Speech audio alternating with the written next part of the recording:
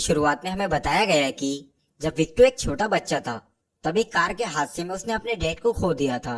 उस हादसे के बाद से विक्टो के मन में ऊंचाई को लेकर एक डर सा बैठ गया और उसे आज भी वो डरावने सपने आते हैं जहां वो अपने डैड की गाड़ी को पुल से नीचे गिरता हुआ देखता है। एक सुबह विक्टो ने स्कूल जाने से मना कर दिया क्योंकि आज उसके स्कूल में बच्चों को एक पहाड़ पर ले जाया जाएगा और उन्हें सूर्य ग्रहण दिखाया जाएगा। यहाँ विक्टो की मॉम ने उसे बड़े ही प्यार से समझाया और उसे स्कूल की ट्रिप पर जाने के लिए मना लिया। अब अगले सीन में हमें आज से 2000 साल पहले का दृश्य दिखाया जाता है जहाँ एक तांत्रिक स्टोन ऑफ पावर को पाने की कोशिश में लगा हुआ था।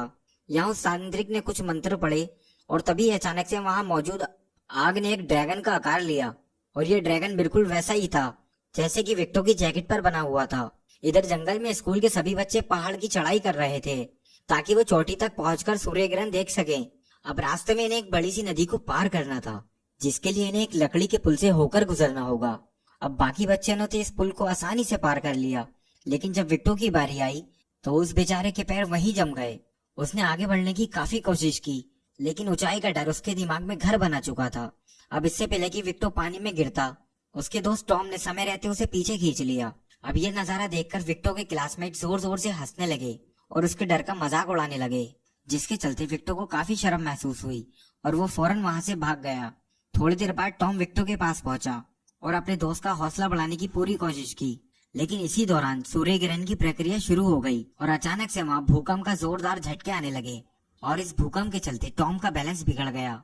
वो नीचे खाई में गिरने लगा, लेकिन जैसे तैसे करके उसने एक चट्टान को पकड़ लिया और अपने दोस्त विक्टो से मदद मांगी। यहाँ विक्टो उसकी मदद तो करना चाहता था लेकिन डर के मारे वो हिल तक नहीं पा रहा था। अभी वो कुछ सोच पाता तभी अचानक से चट्टान में एक पोर्टल खुल गया और उसने विक्टो को अपने अंदर खींच लिया। जब विक्टो को होश आया तो वो अभी भी उस पहाड़ी की चोटी पर था, लेकिन उसके आसपास का समय पूरी तरह से बदल चुका था। न जाने कैसे, पर विक्टो समय में 2000 साल पीछे चला गया था और उसे इसी बात का एहसास तब हुआ जब उसने प्राचीन योद्धाओं को आसपास में लड़ते हुए देखा। इस योद्धा का नाम लेस्को था जो बड़ी ही बहादुरी से अपने दुश्मनों का सामना कर रहा था। हालांकि दुश्मन संख्या में उससे काफी ज्यादा थे, इसलिए वो सभी लेस्को पर भारी पड़ रहे थे और देखते ही देखते उन्होंने लेस्को को बंदी बना लिया। तभी अचानक से विक्टो का पैर फिसल गया और वो चट्टान से लुढ़क कर नीचे गिर गया। अब इन सभी सैनिकों का ध्यान विक्टो पर चला गया और उन्होंने विक्टो पर हमला कर दिया। अब इस मौके का फायदा उठाकर लेस्को वहां से निकल गया और जाते जाते उसने विक्टो को भी अपने साथ ले लिया। इसके बाद लेस्को विक्टो को लेकर अपने गाँव आया जहाँ कबीले के लोगों ने विक्टो को एक जासूस समझकर बंदी बना लिया। अब जेल में बंद विक्टो ने अपनी मॉम को कॉल करने की कोशिश की, लेकिन इसका कोई फायदा नहीं हुआ क्योंकि इस जमाने में ये फोन एक टीन के डब्बे से बढ़कर और कुछ नहीं था। तभी लंका नाम की एक लड़की विक्टो के लिए खाना लेकर आई और विक्टो के पूछने पर उसने बताया कि वो साल 1120 में है। इसके बाद हम काइमिन कबीले के सरदार एंडल को देखते हैं जो उस तांत्रिक को विक्टो के बारे में बताता है। ये सुनकर वो तांत्रिक काफी खुश हुआ क्योंकि वो ये जानता था कि Victo he stone of power तक ले जा सकता है। इधर दूसरी तरफ लेस्को विक्टो के पास आया और उसे एक परीक्षा के लिए अपने साथ ले गया। दरअसल ये लोग विक्टो को अपनी गांव की नदी में फेंकने वाले थे जहां पानी के देवता ये फैसला करेंगे कि विक्टो का मन साफ है या नहीं। ये पवित्र नदी गांव की एक अदालत थी जो गुनहगार को अपने अंदर समेट लेती थी और जो निर्दोष होता था उसे पानी से बाहर फेंक देती थी। जब विक्टो को नदी में डाला गया तो पानी के देवता ने उसे नदी से बाहर फेंक दिया, जिससे साबित हुआ कि वो कोई जासूस नहीं है और उसका दिल पानी की तरह साफ है। अगली सुबह विक्टो ने गांव के लोगों को बताया कि असल में वो भविष्य से आया है, लेकिन जब किसी ने उसकी बात नहीं मानी तो खुद को साबित करने के लिए उसने अपने आधुनिक गैजेट दिखाए। इसके बाद उसने सभी को उस पोर्टल के बारे में बताया जिसने उसे समय में 2000 साल पीछे खींच लिया था। अब विक्टो की बात सुनकर कबीले के सरदार ने पानी की देवता से पोर्टल के बारे में पूछा, जहाँ उसे ये बात का पता लगा कि वो पोर्टल सिर्फ सूर्य ग्रहण के दिन खुलता है, पर इस दुनिया में कुछ ऐसे जादूगर हैं जो उस पोर्टल को सूर्य ग्रहण से पहले खोल सकते हैं, लेकिन वो जादूगर कहाँ हैं ये बात किसी को मालूम नहीं। और इसलिए अब विक्टो के पास केवल एक ऑप्शन है कि वो सूर्य ग्रहण का इंतजार करे और पोर्टल खुलने पर अपनी दुनिया में वापस लौट जाए। अब अगली सुबह लेस्को विक्टो को तलवार चलाना सिखाता है ताकि अगर उसका सामना काइमिन कबीले से हो जाए तो वो अपनी जान की रक्षा कर सके। इस दौरान लेस्को ने उसे बताया कि वो एक ऐसे जादूगर को जानता है जो उस पोर्टल को सूर्य ग्रहण से पहले खोल सकता है। इसके बाद उसने विक्टो को एक नक्शा दिया और उसे कहा कि ये बात कबीले के सरदार को ना बताए। विक्टो ने भी ठीक ऐसा ही किया और वो नक्शा लेकर गांव से बाहर निकल गया। वहीं दूसरी तरफ इस तांत्रिक ने अपने पालतू कौवे को बुलाया और उसे विक्टो पर नजर रखने के लिए भेजा। इधर विक्टो जंगल के रास्ते आगे बढ़ ही रहा था कि तभी उसकी नजर ओलंका पर गई, जो उसका पीछा करते हुए गांव से बाहर आ गई थी। यहाँ विक्टो ने उसे पूरी बात बताई, जिसके बाद ओलंका ने उसकी मदद करने का फैसला किया। अब ये दोनों एक साथ उस जादूगर की तलाश में निकले और घंटों तक चलने के बाद ये दोनों उस नक्शे वाली जगह पर पहुंच गए। अब इस जगह पर पहुंचते ही विक्टो को अजीब से विजन आने लगे और उसने खुद को एक सुनसान जगह पर अकेला पाया। तभी उसे उस जादूगर की आवाज सुनाई दी और उस जादूगर ने विक्टो से यहाँ आने का कारण पूछा। यहाँ विक्टो से बताता है कि समय में 2000 साल पीछे आ चुका है और उसे वो पोर्टल खोलकर अपनी दुनिया में वापस लौटना है। अब यहाँ वो जादूगर उसकी मदद करने के लिए राजी हो गया, लेकिन इसके बदले में विक्टो को अपना एक गहरा राज जादूगर के सामने रखना होगा। यहाँ विक्टो ने उसे पूरी बात बताई कि कैसे उसने बचपन में अपने डैड को खोया और तब से लेकर आज तक उसके मन में ऊंचाई का डर बैठ गया। अब विक्टो की ईमानदारी से खुश होकर जादूगर ने उसे बताया कि उसे स्टोन ऑफ पावर नाम का एक जादुई पत्थर ढूंढना होगा ताकि वो उस पोर्टल को खोलकर अपनी दुनिया में वापस लौट सके। और ये पत्थर एक ऐसे गाँव में मिलेगा जहाँ के लोग चिड़ियों के घोंसले में रहते हैं। जादूगर ये भी बताता है कि वो पत्थर सिर्फ तभी काम करेगा जब दो प्यार करने वाले उस पर एक साथ अपना हाथ रखेंगे, और उस पत्थर तक पहुंचने के लिए तुम्हें हवा की मदद लेनी होगी। इसके तुरंत बाद विक्टो का विजन खत्म हो गया और वो दोबारा से जंगल में पहुंच गया। यहाँ उसने ओलंका को पूरी बात बताई, जिस पर ओलंका ने कहा कि वो एक ऐसे गांव को जानती है जहाँ के लोग चिड़िया के घोंसले में रहते हैं। इसके बाद ओलंका ने उसे उस गांव में ले गई और फिर जादूगर की बात को याद करके विक्टो ने अपना रुमाल हवा में उड़ाया और वो रुमाल सीधा एक तालाब में जा गिरा। ये देखकर विक्टो ने तालाब में छलांग मार दी और काफी देर तक ढूंढने के बाद फाइनली उसे स्टोन ऑफ पावर मिल गया। हालांकि बुरी खबर ये थी कि उस तांत्रिक के पालतू कवि ने भी ये सारा नजारा देख लिया था और उसने फौरन तांत्रिक को इसकी जानकारी दे दी। अब स्टोन ऑफ पावर का पता लगते ही तांत्रिक ने कुमिन कबीले के सैनिकों को भेजा ताकि वो विक्टो को मारकर उससे वो पत्थर ले सके। अब कुमिन सैनिकों ने ओलंका और विक्टो को तो पकड़ लिया, पर साथ ही साथ उन्होंने उस गांव के सभी लोगों को भी मार डाला।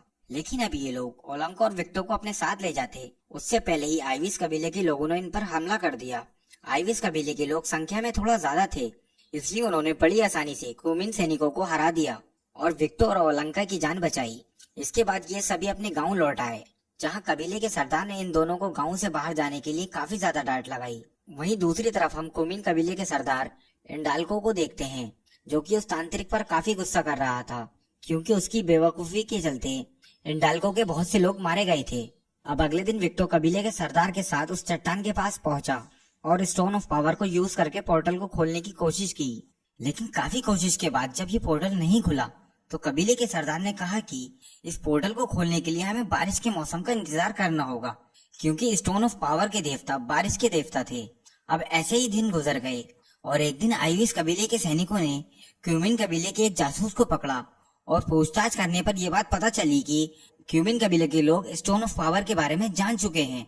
अब स्टोन ऑफ पावर की सुरक्षा के लिए कबीले के लोगों ने यह डिसाइड किया कि वो इस पत्थर के गांव को वॉच टावर पर छुपा देंगे। इसके बाद कबीले के सरदार विक्टो को लेकर और बहुत सारे पत्थरों के बीच स्टोन ऑफ पावर को छुपा दिया। अब उस शाम गांव में जोर की बारिश हुई और इस बारिश को देखकर विक्टो काफी खुश हुआ, क्योंकि अब शायद वो उस पोर्टल को खोल सकते थे। इसी बीच विक्टो की नजर उस जासूस पर गई, जो कि एक पिंजरे में कैद था और इस मूसलाधार बारिश में भीग रहा था। ये देखकर विक्टो ने उसका पिंजरे को ढक दिया ताकि वो जासूस बारिश में ना भीगे। अब विक्टो का साफ दिल देखकर ओलंका उससे काफी इम्प्रेस हो गई और उसने विक्टो के गाल पर किस भी किया। अब उस रात गांव के टावर पर एक जोरदार बिजली गिरी, जिसके चलते कुछ पत्थर टूटकर उस जासूस के पिंजरे के पास गिरे और उन पत्थरों के बीच वो स्टोन ऑफ पावर भी मौजूद था। अब उन पत्थरों के इस्तेमाल से इस जासूस ने उस पिंजरे को खोल दिया और अंधेरे का फायदा उठाकर वहां से भाग निकला। इसके बाद वो अपने कबीले में पहुंचा और अपने सरदार इंडाल्को से मिला। हालांकि इंडाल्को उसके आने से खुश नहीं था, लेकिन जब तांत्रिक ने उसे बताया कि ये जासूस स्टोन ऑफ पावर चुरा लाया है, तो इंडाल्को ने खुश होकर उसको सारी गलतियां माफ कर दी। हालांकि तांत्रिक को ये जादुई पत्थर मिल तो चुका था, लेकिन इसकी शक्तियां को अनलॉक करने के लिए उन्हें विक्टो की जरूरत थी। अब अगले दिन आइविस कबीले के लोगों को ये बात पता चली कि वो जासूस स्टोन ऑफ पावर चुराकर यहाँ से भाग चुका है। यहाँ कबीले का सरदार कहता है कि हमें किसी भी कीमत पर उस पत्थर को वापस लाना होगा, क्योंकि अगर हमने ऐसा नहीं किया तो इंडाल्को उस पत्थर का इस्तेमाल करके हमारे पूरे गांव पर कब्जा कर लेगा।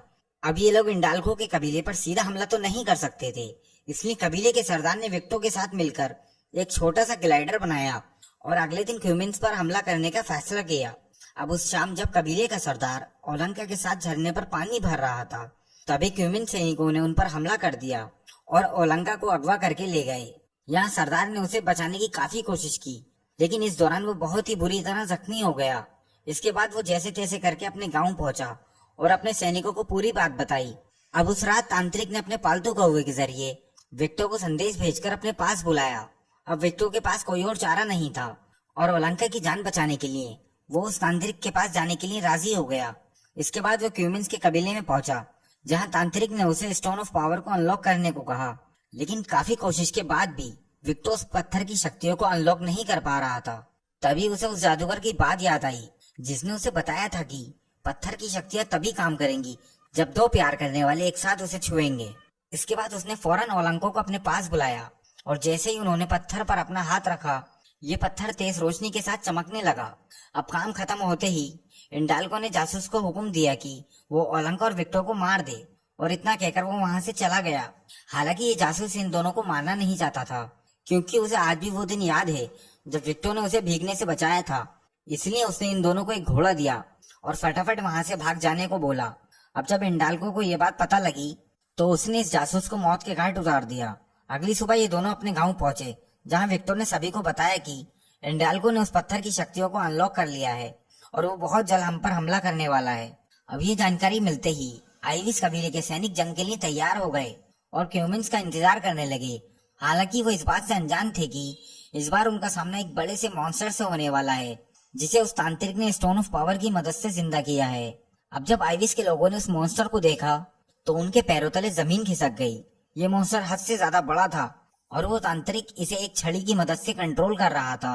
अभी देखकर लेस्को के दिमाग में ख्याल आया और वो मॉन्स्टर के हमलों से बचते हुए उसे गांव की पवित्र नदी तक ले गया। इसके बाद उसने बड़ी ही चालाकी से उस मॉन्स्टर को पानी में गिरा दिया, जिसके बाद पानी के देवता ने इस बड़े से मॉन्स्टर को अपने अंदर जकड़ लिया।